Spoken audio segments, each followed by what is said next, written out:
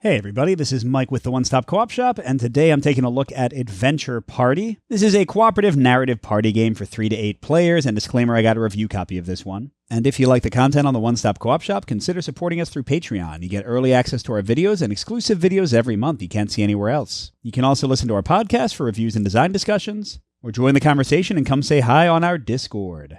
So as I said, Adventure Party is only for 3 to 8 players, so I can't really show you a full playthrough, but I will explain the basic idea of how it works. I'll show you kind of what a few sample rounds might look like and tell a few D&D-ish stories, and then I'll have my actual review at the end. So Adventure Party is a storytelling game. So each player is going to have 2 cards. They're going to pick a class, although honestly that doesn't matter all that much. And then based on player count, you'll go through 1 or more of these adventures. So let's say we were in a brawl at the inn. Okay, so you have like this adventure text you read, and one of you is the first dungeon master or game master. And the person to their left gets to tell a little story about how they're going to try to resolve this situation.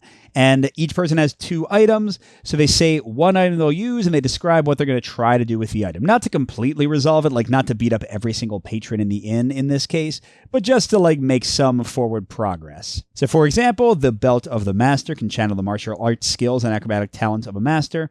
So I might say that I wanted to use the belt of the master to try to knock some heads in and clear a path around the party immediately by doing all these like judo chops and flying kicks and things. So after I announced that to the group, I would secretly, behind my little player screen, I would roll a d20, and the 5 is going to tell me how I did in pretty typical fashion. So a 20 is a stunning success, a 10 is barely a success with some complications, a 9 is barely fail, but nothing terrible happened, a 1 is like really, really bad with bad extra things taking place.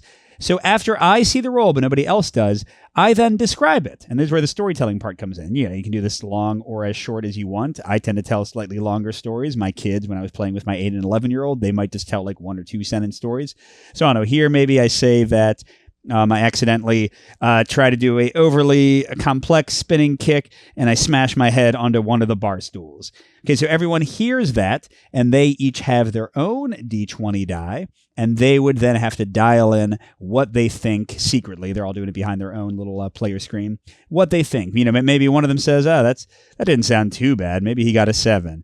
And somebody else is like, "Oh, that was like the worst thing I could ever imagine. He got a 1." Now, the most important person is whoever the current GM is, because their score actually counts for the overall group's score. So let's say they kind of got what I was putting down, and they said a 4. So then we all reveal, and the GM, they actually score for the party, and they score based on how close they are to the actual value.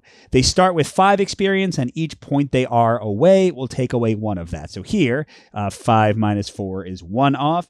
They would get 4 experience, with 5 again being the max. And that's for the entire group. This is like your overall group score. After you've gone through all your adventures, you compare that based on the number of adventures you did and how many people are in the party, and you get to see kind of how you performed. Everybody else can get personal glory, but for that you need to be spot on, which gets you, where are they, 2 personal glory. Or if you're within 1, you get 1 personal glory, and otherwise you get nothing. Now this doesn't actually help the group perform better. It's just a little, I guess, minorly competitive element in that whoever has the most personal glory at the end of the game, they get to kind of describe what happened to the party after the adventures that were told. So that's pretty much the entire game. So just a shout out, because it's pretty dang cool. They have this little thing that came with the game that's, I guess, sponsored by Pocket Bard, or they have a partnership with them. This is a free app. I downloaded it, and each of the encounters in the game has a specific like place and type of music you're supposed to play. And yeah, my kids just love this part. They would always like insist on being the music master and kind of playing around.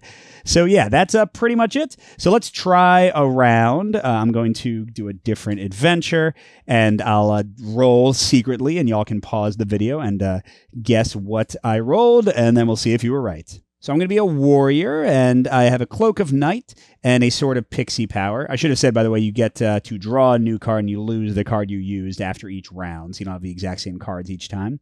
This one can turn me into a pixie, by the way. And let's see what our first adventure is, our only adventure in this case. Jailbreak. You have been imprisoned in the dungeons of Kale Danth. Starved of food and light for 4 days, you are to be sacrificed on the next blood moon. But finally, one of you has slipped their bonds and quietly worked to free the others. Now you must find a way to escape your cell and pass through the guards and traps of the dungeon. Above all, avoid the prison troll who roams the halls and delights in torment. What do you do? Okay, so what am I going to do?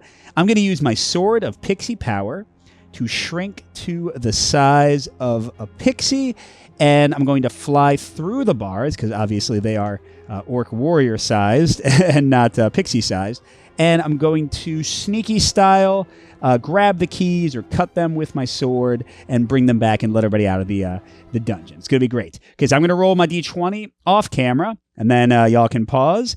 And I should have said the GM gets to ask a single question after the person kind of describes what happened, so they can get a little bit of clarification, although none of it is supposed to be like... quantity based. So you shouldn't be like, hey, were you half successful? You're not supposed to do that kind of stuff. Okay, here we go. Rolling the die off screen. And okay. So I use the sword of pixie power. I just realized, why do I still have this? Maybe I was hiding it somewhere on me. And I shrank to the size of a pixie, and I darted between the bars and made my way to the guard. And he was actually asleep. No problem at all. Everything was great. Until I noticed that he did not have the key on him. This guard has nothing to help me actually get us out of the jail cell. But he didn't wake up, and I just flittered back to my companions, turned back into normal size, and had to apologize because we were still trapped in there, unfortunately. But hey, at least we knew that the guard wasn't going to do anything too bad to us since he was asleep, unless we made a ton of noise.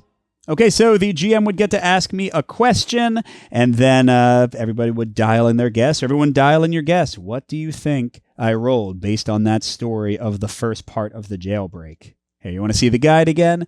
Stunning success, the best possible outcome, but it cannot end the encounter. That's an important thing, by the way. Each thing you describe is supposed to be like part of the encounter. So, if I had described as getting out of the jail cell, the next person might have described as sneaking past the guards. The next person might have described as getting our equipment back. So you never just finish it in one story. Okay, a 10 is just barely succeeded or with complications. A 9 is you fail, but there were no major added problems. And a 1 is total failure, worst possible outcome, but you can't die. Okay, so what do you think I had? Here it comes. It was a 9. And if you get 9, what did you guess? Put in your comments how close you were. But yeah, so that's basically it. So then if we were playing with, a group of 3 or 4 or 5 or 6 or 7 or 8, we would all get to tell one more story with the jailbreak. So I would be the GM for the next player, and they would tell their story with their items, and then they would be the GM for the next person. And once it gets back around, we consider that one completed. So the final person should kind of end the story a bit, and then you go to another one, and then you go to another one, and you do, again, as many as you want. They suggest, I think, for 3 players, like I've been playing with my sons, that you do 3 of them in a row. For a big group, you might only do 1 of them to keep it pretty quick. And that is Adventure Party. So what do I think about it? I think it's pretty fun. I mean, it is exactly what it's going for, so don't come into this expecting anything more than a silly little narrative party game. But it reminds me of other games like Once Upon a Time, where it's sort of like telling a story together. Now, the great thing, first of all, is that it is fully cooperative. Most of these storytelling games I've seen in the past have either had no scoring or have been fully competitive, so clearly that's not my favorite for this kind of thing. But this one really adds in, I think, Pinpoint that I did a video of, one of their modes, and Wavelength. It's kind of that same idea of communicating something in such a way that the rest of the group can guess it. I think it's a really fun idea to apply that to sort of D&D rolling. And I got to say, I think RPG lovers are going to love this and have a lot of fun with it. But also, it was kind of cool playing with my kids because it sort of felt like kind of Dungeon Master and RPG player training. Like, hey, you're allowed to describe things, and the dice match up with your actions and stuff. So I like it in that way, in sort of a selfish way, as sort of prep for my kids to hopefully one day get more into RPGs with me. I also like there's a ton of variety in the items, and they're very evocative in their effects, and especially once you combine them with all the adventures, and there are just a ton of these as well, you tend to get cool, fun ideas. I don't think I've ever been in a position where my item just seemed to have nothing to do with the adventure at play.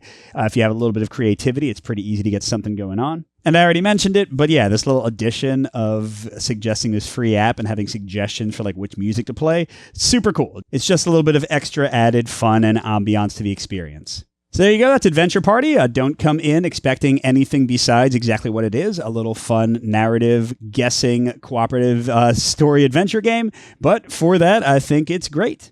And I'd like to say a big thank you to our biggest Patreon supporters, Minkus, J. William F., Steve Wren, and Pedro Lucas. Thanks, and good gaming, everyone. I'll see you at the next stop.